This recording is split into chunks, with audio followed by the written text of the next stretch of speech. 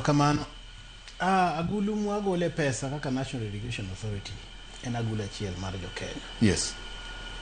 Koro wan waloso plan. Plan gik modwa timo en ma to priority gin magi. All right.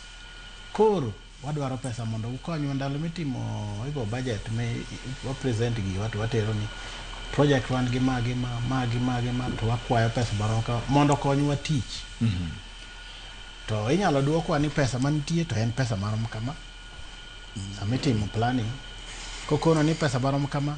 Losuru budget mondo donj gi pesa mantie ni. Right. Wan bende wakete kaka pesa nitie to. Pesa momiwa for any project wakete for that project.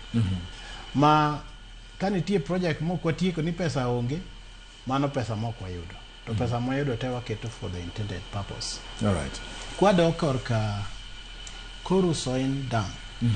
En a very novel idea.